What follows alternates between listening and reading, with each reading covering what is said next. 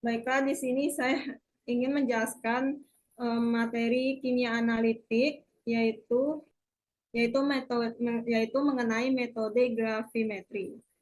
Saya sudah merangkumnya di file yang sudah saya buat, dan juga saya sudah mentranslate jurnal yang sudah saya cari. Jadi eh,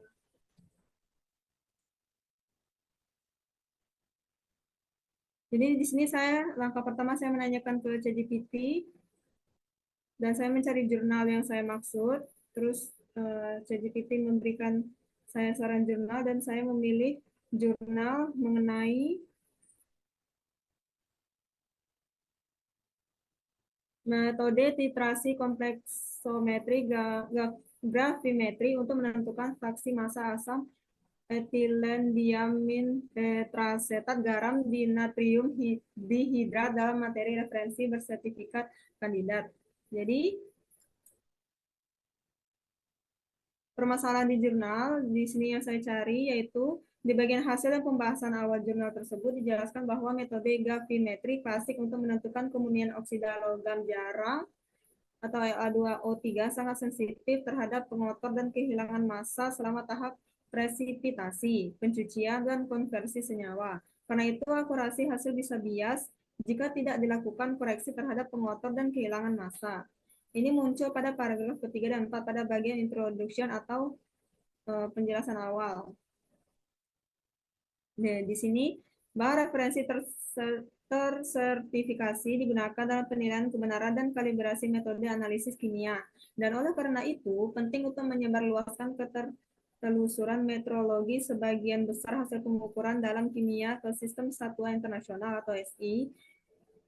Dan CRM adalah material yang cukup homogen dan stabil dengan mengacu pada satu atau lebih properti yang ditentukan. Dan nilai propertinya diberikan dengan ketidakpastian dan ketelusuran dalam dokumen yang dikeluarkan oleh badan berwenang.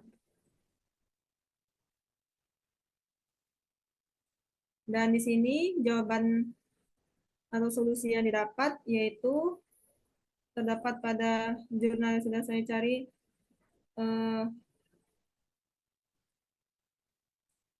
yang berjudul sebuah kemajuan dalam metode campuran isotop gravimetrik yang membuat pengetahuan tentang kemunian spektrum menjadi berlebihan.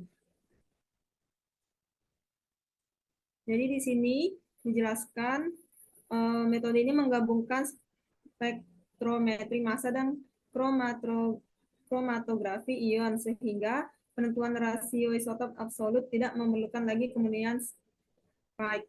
Semua parameter dapat dihitung hanya dari besaran terukur tanpa memasukkan kemunian spike. Bisa diterapkan pada kasus di mana spike hanyalah senyawa dengan stoikiometri atau massa molar yang tidak diketahui. Solusi ini dijelaskan mulai paragraf 2 sampai 3. Metode campuran isotop gravimetrik merupakan metode utama untuk menentukan rasio isotop absolut. Namun metode ini bergantung pada keberadaan material spike yang sesuai dari pengetahuan tentang kemurniannya. Menentukan kemurnian spike dapat menjadi proses yang membosankan dan membutuhkan banyak tenaga. Dalam publikasi ini disajikan sebuah perkembangan dari metode campuran isotop gravimetrik yang menjadikan penentuan kemurnian material spike tidak diperlukan lagi. Perkembangan ini menggabungkan spektrometri massa dan kromatografi ion yang menghasilkan pendekatan yang independen dari kemurnian material spike. Dalam naskah ini, latar belakang matematika dan ide dasar dari pendekatan baru ini dijelaskan menggunakan sistem dua isotop seperti tembaga atau litium.